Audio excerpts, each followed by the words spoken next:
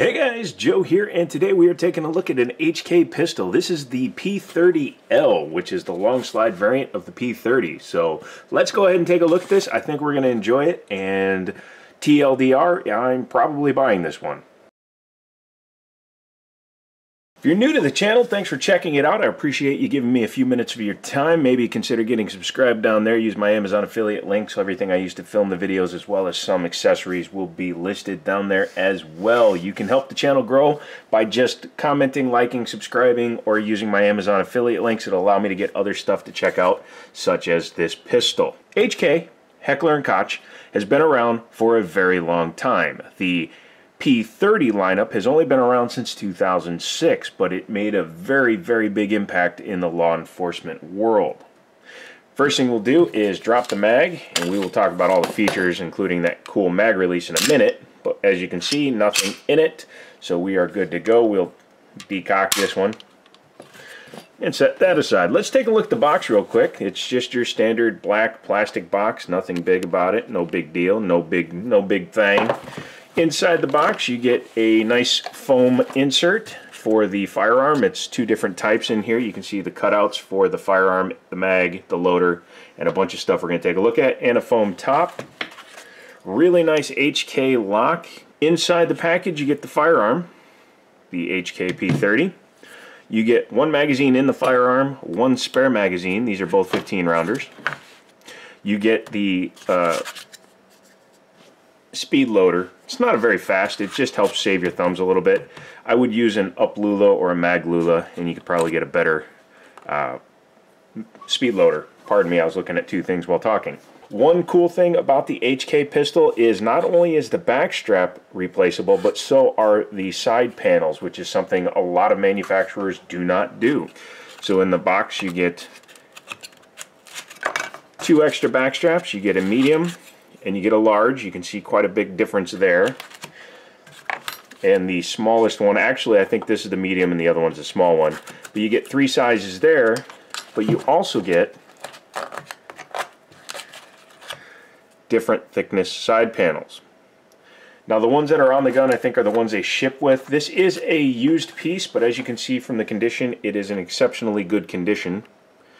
That's a double use of the word condition, but I'll condition you to it. I kind of like the way this one feels. I do think I would prefer the slightly larger side panels, but I like the back strap. So until we take it out and shoot it, I'm not going to worry about it. As of right now, it will be fine, but I think it would be more comfortable with the side panels. But Daniel has smaller hands than I do, so he wants something a little bit smaller. I'm going to go ahead and move the box out of the way, because we're done with that. As you know, the box doesn't take up much time, so we can take a look at the pistol. So this is exactly how this one came out of the box. Now there are different variants of the P30. Obviously there's the regular length, there's also the LEM trigger variants and all that stuff. There's actually a few different versions of the trigger, and we'll just talk about the one I have here, but there are so many different ones out there that you could probably find a perfect one for you. They even make them with a external safety. That's what that extra spot there on the frame is. They just knocked that out and put a safety in there. In terms of overall size, it is about the same size as a 1911. I don't have a 1911 for scale, but I do have my Taurus G3. As you can see, the barrel is about a half an inch longer, maybe close to an inch, so very close to a 5-inch barrel on it. 9x19 double stack 9mm. It is also available in a 40 caliber. A lot of law enforcement would carry the 40 cal. It is hammer fired, not striker fired. One thing it has are really nice glow sights, and I'll turn off my side light here, see if they'll glow a little bit. Yeah, you can see how nicely those sights are glowing. Nice 3-dot arrangement, very easy to pick up. They're a little bit taller than standard sights as well, so I think it makes making the picture, or acquiring the picture, a lot easier. Has 3 finger grooves on it, which fit my hand pretty nicely. And because I shoot left and right, as I've said before and many times, it is convenient because this pistol is fully ambidextrous. Because it doesn't have an external safety, you have just the slide release, and we'll put the mag in so we can lock the slide back. And as you can see, works very well on that side and that side. The only thing that isn't ambidextrous is the decocker. And this is how you tell the difference between the different triggers, because only the standard DASA model comes with that style of decocker. All the rest do not. This trigger is just straight dual action, or double action, pardon me, dual action, and single action. That's it. The LEM triggers, the law enforcement triggers, are slightly different. They're kind of two-stagey, and they have a hammer that's a two-piece with an internal cocker on it. So it's slightly different. Now this gun is pretty cool in that it is fully ambidextrous. It's also pretty cool in that it has a couple of different things, like the way the mag drops. Instead of having a mag button, like my Taurus G3 has, and most American-made pistols, a lot of European firearms and other country firearms still have different release mechanisms, such as this one, which has the paddle here underneath the trigger guard. There are some Walthers that share that release, but the HK, it's actually really convenient. Wasn't sure how I would like it at first because I've never had a gun with that, but it works really well. Unlike a lot of pistols, this one does not use a proprietary rail. It's just a standard 1913 pick rail. It's a flat rail, so you don't have to worry about having to use specifically just HK parts on it. Now HK obviously would suggest a certain type of laser or light, but you can put Olight equipment on here. You can put TR4s, Arma lasers, pretty much anybody that you want to that fits on a 1913 rail will go onto this pistol. Now let's talk about the trigger real quick. In this trigger, which is the standard DASA, it has a 4.5 pound single action trigger, so very respectable, nice and light and crisp. And here's a reset. It's about halfway out. It's audible, but you don't really feel it in the trigger. But again, after it releases, you pull back a little bit and it just goes. In double action mode, it's 11.5 pounds, which is actually good, because if you're going to appendix carry this or even conceal carry it or do anything, you don't want a very light double action trigger, especially considering this version of it has no external safeties and no trigger safety. This gun literally has no safeties on it, so if you pull it out and you pull that trigger, it's gonna go bang. So unlike 1911s and a lot of guns, the way you carry a DASA pistol like this is decocked, because your trigger is good to go. So you decock it, double action first shot, single action all the following shots. Again, the double action trigger, it just kind of stops and then you pull through. Single action, pull back most of the way. You can see how far it's actually going, but it's not like sloppy. It's just there and then one more time for the reset. So most of the way out, and then you just pull again.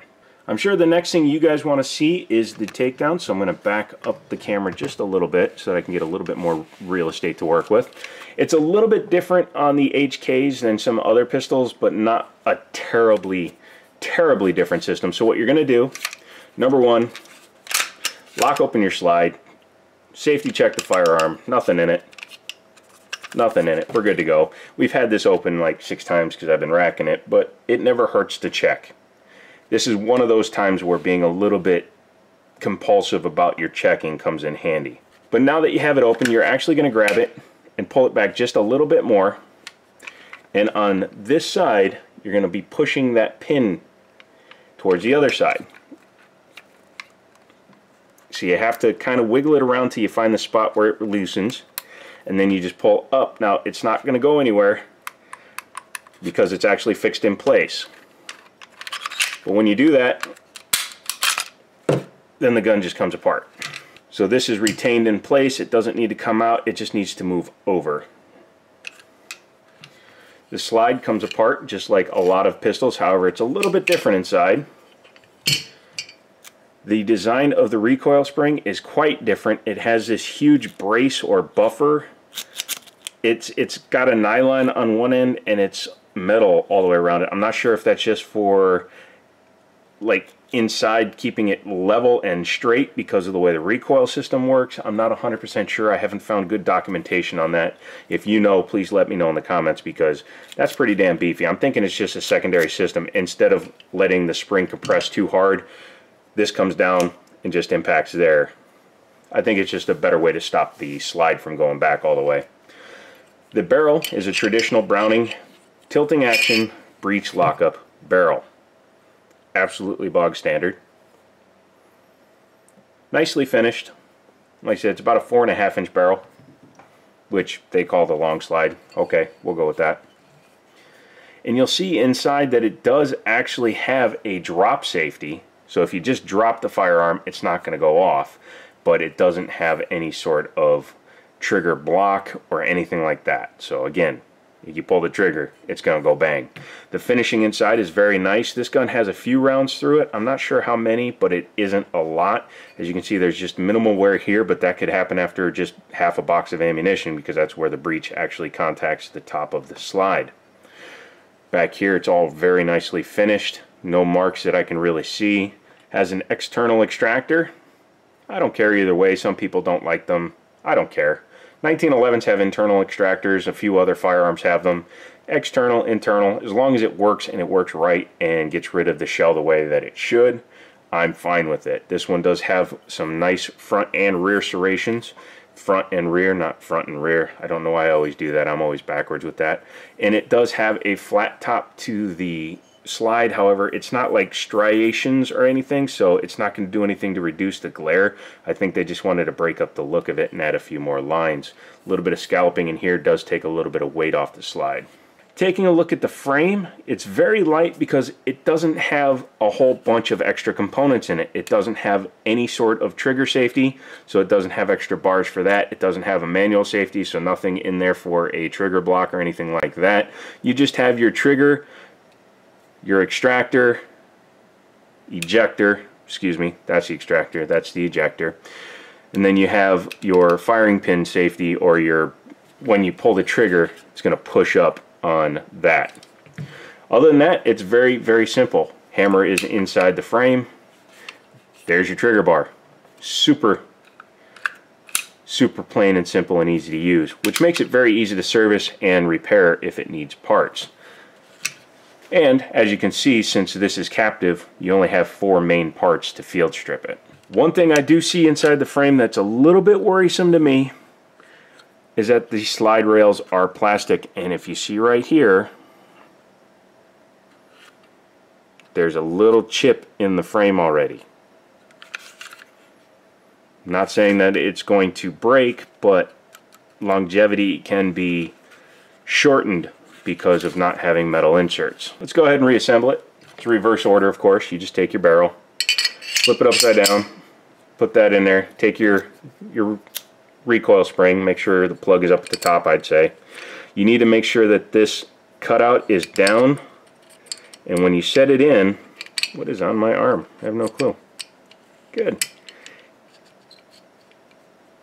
You're going to set the recoil spring in so that it just barely sits within the groove for the Browning lockup. Basically, you just make sure the spring is flat. Then you take your gun, well, your 2 halves of your gun, and you just slide it back on. Go ahead and put your frame back together. You put your slide back on. And one thing you'll notice as you're putting it back, the back of the slide likes to ride up a little bit, so you do need to pull it down like that so that it levels out. Pull it back, grab it like that, come forward a little bit, and just push in your slide release. And you're good to go. So yeah, you just got to make sure the back is pushed down when you reassemble it. So what are my thoughts? I do like the build quality. I like the way it feels in my hand. I like the sight picture, and I like the reliability that I'm seeing from reviews and long-term tests that I've seen conducted on the pistols. The only negative I have with the gun is the fact that the rails are actually plastic. I've said before that that could be a problem. If I buy this pistol, after shooting it, I won't know until I shoot it, But if I buy this pistol, that's the one thing that scares me, because I know that guns that are a little bit more robustly put together can take a little more abuse, and this would become a daily carry piece, and it would go out to the range and get a lot of rounds put through it. So that's the only downside I see to the gun. Other than that, it seems like a really good thing to have. These are normally street priced in the $600 range, $650 range, which is still a good price for the pistol and what you get for it. It's competitive, especially when you consider it has the bile, or not the bile, but the luminescent sights. They grab light and hold it. They aren't tritium, but again, they are glow in the dark, so you just shine a light on them and you'll get some time out of them. The extra panels, the way everything goes together, and you could have a pretty nice pistol for about the same price as a Glock with a nice set of sights on it. So leave it down in the comments. Let me know which gun you would rather have. Would you rather have a Glock 17, or would you have one of these? Or would you spend $250 and have a G3?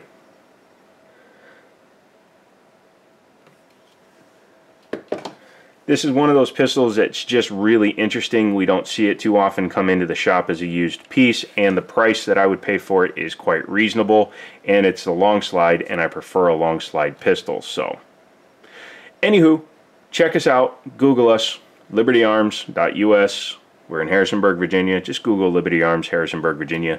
Check out the store. You can buy things online. Use my Amazon affiliate links. You'll help the channel grow. Leave me a comment down below. Subscribe. Getting a lot of subscribers lately, guys. I really appreciate it. You guys are helping me grow the channel and helping me afford stuff like this. I'm working on a Hellcat versus 365 video, as well as the range shooting video of my Taurus. So I'm working on those. I'll get those out, but this became an opportunity to film and I didn't want to pass it up. So yeah, my work's cut out for me for the next few days. I'm going to start editing tonight and get this video out on Monday. So when you see it on Monday, know that it was same day, and as always, I'll talk to you later.